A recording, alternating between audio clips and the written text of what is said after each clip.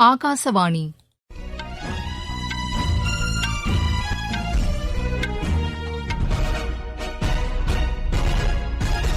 செய்திகள் வாசிப்பவர் வாணி ஸ்ரீராம். தலைப்புச் செய்திகள்: வர்த்தகம், ரயில்வே, விவசாயம் உள்ளிட்ட துறைகளில் இந்தியா, ஜமைக்கா நாடுகளிடையே ஒத்துழைப்புகளை அதிகரிப்பதற்கான வாய்ப்புகள் உள்ளதாக குடியரசுத் தலைவர் திரு ராம்நாத் கோவிந்த் கூறியுள்ளார்.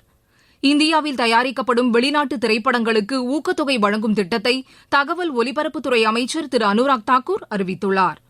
விமான போக்குவரத்து துறையில் உள்கட்டமைப்பு வசதிகளை மேம்படுத்த அரசு கவனம் செலுத்தி வருவதாக அத்துறைக்கான அமைச்சர் திரு ஜோதிர் ஆதித்ய சிந்தியா தெரிவித்துள்ளார். தமிழக அரசு சார்பில் இலங்கைக்கு நிவாரணப் பொருட்கள் இன்று அனுப்பி வைக்கப்பட்டன. உலகக்கோப்பை ஜூனியர் துப்பாக்கிச் சுடும் போட்டியில் இந்தியா இன்று ஒரு தங்கம், ஒரு வெள்ளிப்பதக்கம் வென்றது. இனி விரிவான செய்திகள். வர்த்தகம், ரயில்வே, விவசாயம் மற்றும் சுற்றுலா உள்ளிட்ட பல்வேறு துறைகளில் இந்தியா, ஜமைக்கா நாடுகளிடையே ஒத்துழைப்பை அதிகரிப்பதற்கான வாய்ப்புகள் ஏராளமாக உள்ளதாக குடியரசுத் தலைவர் திரு ராம்நாத் கோவிந்த் தெரிவித்துள்ளார்.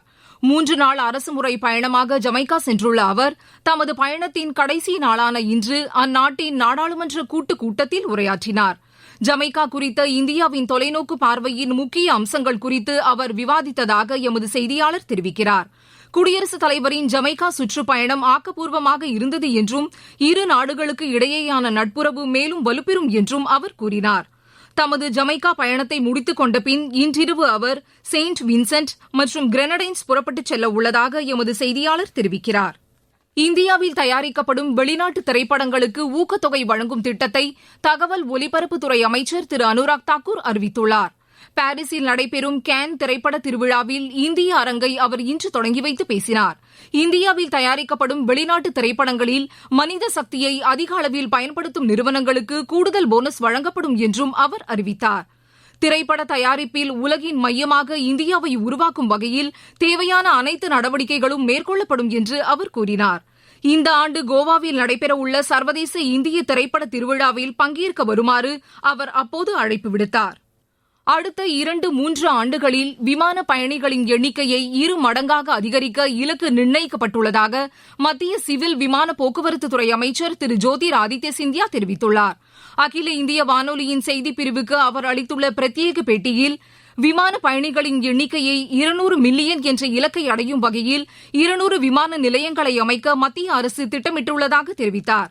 விமான போக்குவரத்து துறையில் சுற்றுச்சூழலுக்கு உகந்த வகையில் உள்கட்டமைப்பு வசதிகளை மேம்படுத்தவும் அரசு கவனம் செலுத்தி வருவதாக அவர் கூறினார். பருவமழை காலத்தில் மின் உற்பத்திக்கு தேவையான நிலக்கரியை இறக்குமதி செய்ய மின் உற்பத்தி நிறுவனங்கள் உடனடி நடவடிக்கையை மேற்கொள்ள அறிவுறுத்துமாறு மாநிலங்களை மத்திய அரசு கேட்டுக் கொண்டுள்ளது. இது தொடர்பாக மத்திய மின்துறை அமைச்சர் திரு ஆர்.கே. சிங் மாநில அரசுகளுக்கு எழுதியுள்ள கடிதத்தில் நிலக்கரி இறக்குமதி தொடர்பான டெண்டர் நடவடிக்கைகள் சில மாநிலங்களில் தொடங்கப்படாதது குறித்தும் ஒரு சில மாநிலங்களில் முழுமை பெறாதது குறித்தும் கவலை தெரிவித்துள்ளார். முன்னதாக மின் உற்பத்திக்கு தேவையான 10% நிலக்கரியை இறக்குமதி செய்யுமாறு மின் உற்பத்தி நிறுவனங்களுக்கு அறிவுறுத்தப்பட்டிருப்பதாகவும் மாநிலங்கள் இதற்கான நடவடிக்கைகளை இம்மாதம் 31ஆம் தேதிக்குள் மேற்கொள்ள வேண்டும் என்றும் அவர் கேட்டுக் கொண்டார். தேசிய உயிரி எரிபொருள் கொள்கையில் திருத்தங்களை மேற்கொள்ள மத்திய அமைச்சரவை இன்று ஒப்புதல் வழங்கியுள்ளது. உயிரி எரிபொருள் உற்பத்தியை அதிகரிக்கும் வகையிலும் பெட்ரோலுடன் 20% எத்தனால் கலப்பதற்கான இலக்கை அடையும் வகையிலும் திருத்தங்கள் மேற்கொள்ள அனுமதி வழங்கப்பட்டுள்ளது. பொதுத்துறை நிறுவனங்களின் மூலதன குறைப்பு நடவடிக்கைகளுக்கு இயக்குநர்கள் குழு பரிந்துரை செய்வதற்கான அதிகாரம் வழங்கும் திட்டத்திற்கும் மத்திய அமைச்சரவை ஒப்புதல் வழங்கியுள்ளது. நீங்கள் கேட்டுக்கொண்டிருப்பது ஆகாசவாணியின் செய்தி அறிக்கை. நேயர்களே, விடுதலை பெருவிழாவின் ஒரு பகுதியாக சென்னை அகில இந்திய வானொலியின் மாநில செய்திப் பிரிவு விடுதலை பெருவிழா வினாடி வினா நிகழ்ச்சியை நடத்துகிறது. செவ்வாய் மற்றும் வியாழக்கிழமைகளில் காலை மணி 6:45 வானில செய்தி அறிக்கைகளில் கேள்விகள் இடம்பெறும். அனைத்து மாவட்டங்களுக்கும் முக்கியத்துவம் அளிக்கும் நோக்கில் மாவட்ட வாரியாக நேயர்கள் பங்கேற்கும் வகையில் இந்த நிகழ்ச்சி மாற்றியமைக்கப்பட்டுள்ளது. கேள்வி இடம்பெறும் போது அறிவிக்கப்படும் மாவட்டங்களின் நேயர்கள் மட்டுமே இதற்கான பதிலை AER News Quiz @gmail.com என்ற மின்னஞ்சல் அல்லது 7353502995 என்ற கைபேசி எண்ணுக்கு வாட்ஸ்அப் மூலமாக அனுப்பவும். அன்று காலை 8 மணி வரை பெறப்படும் அனைத்து சரியான விடைகளுக்கும் டிஜிட்டல் சான்றிதழ் வழங்கப்படும். முதல் 3 சரியான விடைகளுக்கு பரிசுகள் வழங்கப்படும். வெற்றி பெற்றவர்களின் விவரங்கள் மாநில செய்திப் பிரிவின் AER News _சென்னை என்ற ட்விட்டர் மற்றும் AER News சென்னை என்ற Facebook பக்கங்களில் வெளியிடப்படும். விடுதலை பெருவிழா வினாடி வினாவில் பங்கேற்போம். விடுதலைக்கு வித்திட்டவர்களுக்கு புகழ் சேர்ப்போம். இலங்கைக்கான நிவாரணப் பொருட்கள் தமிழக அரசு சார்பில் இன்று அனுப்பி வைக்கப்பட்டது. சென்னை துறைமுகத்தில் முதலமைச்சர் திரு மு க ஸ்டாலின் இதற்கான சரக்கு கப்பலை கொடியசைத்து அனுப்பி வைத்ததாக மாநில அரசின் செய்திக்குறிப்பு தெரிவிக்கிறது. முதல் கட்டமாக 45 கோடி ரூபாய் மதிப்பிலான பொருட்கள் அனுப்பி வைக்கப்பட்டுள்ளதாக அதில் குறிப்பிடப்பட்டுள்ளது. பாதுகாப்பான இணையதள சூழலை உருவாக்கும் வகையில் பல்வேறு நடவடிக்கைகளை மத்திய அரசு மேற்கொண்டு வருவதாக மத்திய மின்னணு மற்றும் தகவல் தொழில்நுட்பத்துறை இணையமைச்சர் திரு ராஜீவ் சந்திரசேகர் தெரிவித்துள்ளார். புதுதில்லியில் நடைபெற்ற நிகழ்ச்சி ஒன்றில் சைபர் பாதுகாப்புக்கான வழிமுறைகள் குறித்து அடிக்கடி கேட்கப்படும் கேள்விகள் தொடர்பான கையேட்டை அவர் இன்று வெளியிட்டார். இணையதள பாதுகாப்பு தொடர்பான சவால்களை எதிர்கொள்ள கடந்த 2019-20 ஆண்டில் 809 கோடி ரூபாய் செலவிடப்பட்டுள்ளதாக அவர் தெரிவித்தார். இணையதள பாதுகாப்பை அதிகரிக்கும் வகையிலும் உள்கட்டமைப்பு குறித்த விழிப்புணர்வை ஏற்படுத்தும் வகையிலும் நடப்பு நிதியாண்டில் மேலும் 515 கோடி ரூபாய் நிதி ஒதுக்கீடு செய்யப்பட்டுள்ளதாக திரு ராஜீவ் சந்திரசேகர் தெரிவித்தார். குஜராத் மாநிலம் மோர்பி மாவட்டம் ஹால்வாடியில் உள்ள உப்பு உற்பத்தி ஆலையின் சுவர் இடிந்து விழுந்து நேரிட்ட விபத்தில் ஒரே குடும்பத்தைச் சேர்ந்த 6 பேர் உட்பட 12 தொழிலாளர்கள் உயிரிழந்தனர். 30க்கும் அதிகமானோர் காயமடைந்தனர். இந்த விபத்தில் உயிரிழந்தவர்களின் குடும்பத்தினருக்கு பிரதமர் திரு நரேந்திர மோடி ஆழ்ந்த இரங்கல் தெரிவித்துள்ளார்.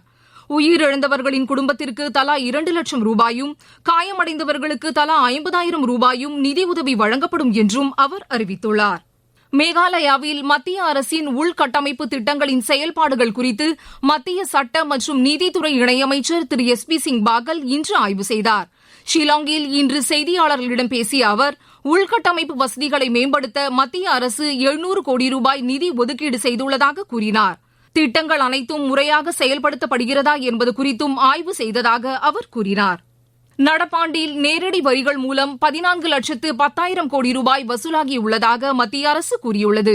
புதுதில்லியில் அசோசெம் அமைப்பு ஏற்பாடு செய்த கருத்தரங்கில் கலந்து கொண்டு பேசிய மத்திய நேரடி வரிகள் வாரியத்தின் இணைச் செயலாளர் திரு கமலேஷ் வர்ஷ்னே, வரிகள் செலுத்துவதன் மூலம் நாட்டின் வளர்ச்சியில் மக்கள் பொறுப்புடன் செயல்படுவதாக தெரிவித்தார். மக்களிடமிருந்து பெறப்படும் வரிப்பணம் வேலைவாய்ப்பு, உள்கட்டமைப்பு வசதிகள் மற்றும் முழுமையான வளர்ச்சிப் பணிகளுக்கு பயன்படுத்தப்பட்டு வருவதாக அவர் தெரிவித்தார். ஊடகங்களில் பணிபுரியும் மகளிர் தொடர்பான விவகாரங்கள் குறித்தும் அவர்களை சித்தரிப்பது குறித்தும் கவனம் செலுத்தும் வகையில் திறன் மேம்பாட்டு பயிலரங்கை தேசிய மகளிர் ஆணையம் ஏற்பாடு செய்துள்ளது. புதுதில்லியில் நடைபெறும் இந்த பயிலரங்கில் கலந்து கொண்டு பேசிய தேசிய மகளிர் ஆணைய தலைவர் திருமதி ரேகா சர்மா, ஊடகத்துறையில் ஆண் பெண் இருபாலாரின் பிரதிநிதித்துவம் சம அளவில் இருப்பது குறித்தும் ஊடகங்களில் தகவல்களை வழங்கும் நடைமுறைகள் மற்றும் அவற்றின் தரம் குறித்து விவாதிக்கப்பட உள்ளதாக தெரிவித்தார். விளையாட்டுச் செய்திகள். உலகக்கோப்பை ஜூனியர் துப்பாக்கிச் சுடும் போட்டியில் இந்தியா இன்று 1 தங்கம் 1 வெள்ளிப் பதக்கம் வென்றது. ஜெர்மனியில் நடைபெற்று வரும் இப்போட்டியின் கலப்பு இரட்டையர் பிரிவில் இந்தியாவின் விஜய் வீர் சித்து, சிம்ரன் பிரீத் கவுர் இணை தங்கப் பதக்கத்தையும், அனீஷ் தேஜஸ்வனி இணை வெள்ளிப் பதக்கத்தையும் வென்றன. இப்போட்டியில் இந்தியா இதுவரை 13 தங்கம், 14 வெள்ளி, 4 வெண்கலப் பதக்கங்களை வென்றுள்ளது. இஸ்தான்புல்லில் நடைபெற்று வரும் உலக மகளிர் குத்துச்சண்டை சாம்பியன் போட்டியில் இந்தியாவின் நிக்கத் ஜரீன் இறுதி ஆட்டத்திற்கு முன்னேறியுள்ளார். அரையிறுதி ஆட்டங்களில் தோல்வியடைந்த மனிஷா மற்றும் பர்வீன் வெண்கலப் பதக்கம் வென்றனர். தென்கொரியாவின் குவான்ஜூவில் நடைபெற்று வரும் உலகக்கோப்பை வில்வித்தை போட்டியில் மகளிர் குழு பிரிவில் இந்தியா வெண்கலப் பதக்கம் வென்றது. IPL கிரிக்கெட் போட்டியில் கொல்கத்தா அணிக்கு எதிரான ஆட்டத்தில் டாஸ் வென்ற லக்னோ அணி முதலில் பேட் செய்ய தீர்மானித்துள்ளது. மும்பையில் நடைபெறும் இப்போட்டி இன்னும் சற்று நேரத்தில் தொடங்க உள்ளது. மீண்டும் தலைப்புச் செய்திகள்.